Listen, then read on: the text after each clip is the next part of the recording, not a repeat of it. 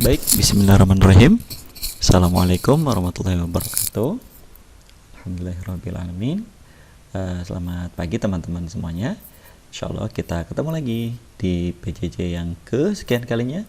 Dan kita berdoa semoga pandemi ini segera berlalu dan teman-teman dalam keadaan sehat, dan Allah mengizinkan kembali melalui bapak-bapak yang ada di dinas pendidikan untuk membuka sekolah dan kita bisa bertemu kembali lagi nanti ya, insyaallah.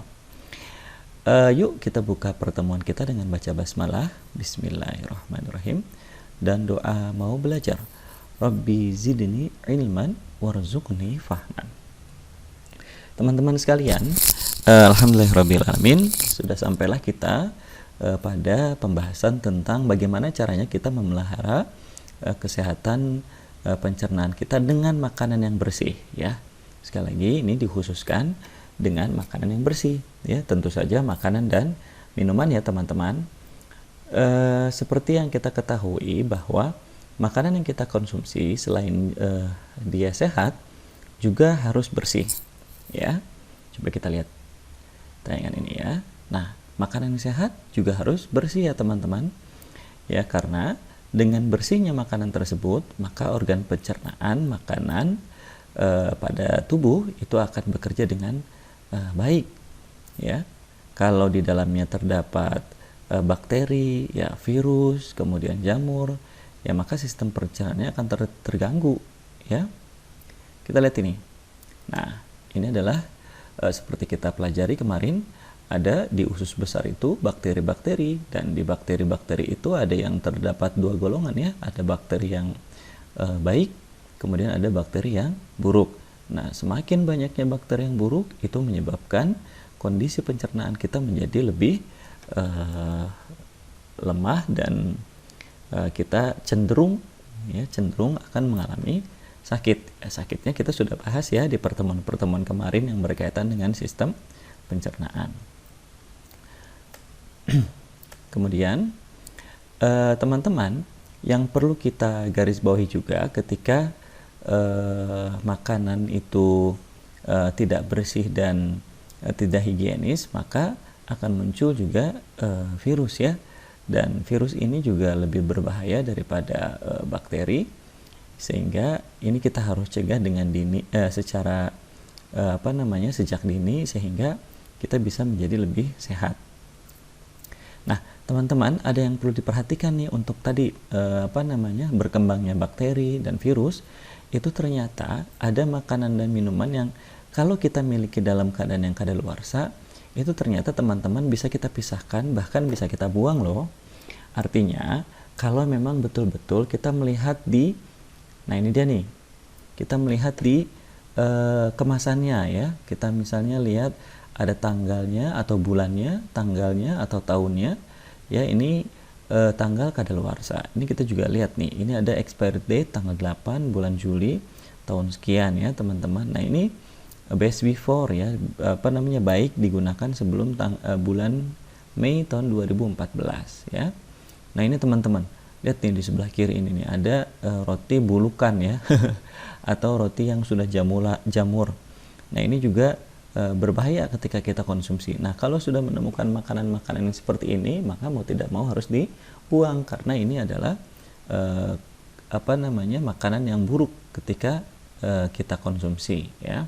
Ini sudah rusak ya, seperti itu. Nah, kalau itu tercampur atau sudah tertelan ke dalam pencernaan kita, nah ini bisa menyebabkan penyakit. Nah, teman-teman sekalian, tadi ya, yang pertama makanan harus bersih, kemudian juga harus dalam keadaan yang makanannya itu segar, sehat. Nah, itu juga tidak dalam keadaan yang kadaluarsa. Nah, teman-teman, ada beberapa tips atau beberapa cara berikutnya yang bisa teman-teman lakukan agar makanan yang dikonsumsi tetap higienis ya. Yang pertama adalah pastikan, nah ini dia kebiasaan kita yang selama ini kita lakukan ya, adalah mencuci tangan sebelum dan sesudah makan ya, yang menyentuh makanan ya. Jadi ketika kita cuci pakai sabun, itu insya Allah kuman-kuman yang tidak bermanfaat untuk tubuhnya akan hilang dengan bantuan dari sabun tadi ya. Baik, yang berikutnya adalah mencuci buah dan sayur sebelum dikonsumsi. Nah, pastikan buah dan sayur yang akan kita konsumsi itu ada dalam keadaan bersih dengan membersihkannya dengan cara mengalirkan air ke buah atau sayur tersebut untuk menghilangkan sisa-sisa kotoran ya, kayak pestisida, kemudian semprotan-semprotan yang dia mempunyai efek samping yang kurang bagus untuk tubuh ya. Atau mungkin ada kuman juga nih teman-teman yang menempel bisa jadi di permukaannya. Sehingga mencuci buah dan sayuran di aliran air itu dapat membuat badan kita menjadi lebih sehat karena makanannya terjaga higienis. Yang terakhir adalah pastikan kita menyimpan makanan dalam wadah yang tertutup supaya terhindar dari debu, lalat maupun serangga yang lainnya ya. Nah, pastikan kita memiliki model ya.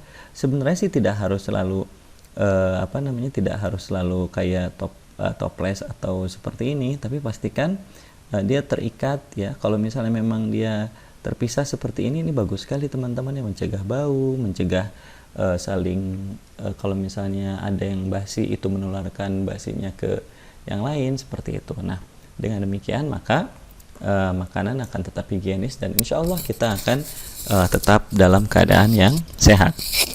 Nah, pastinya adalah ketika kita mau makan, dalam tuntunan kita sebagai umat Islam, yang pertama adalah kita membaca ta'awudz dulu ya, kemudian membaca doa sebelum makan atau paling minimal membaca basmalah, karena ketika kita membaca basmalah maka syaitan yang ada di dalam artinya yang ada di sekitaran kita itu tidak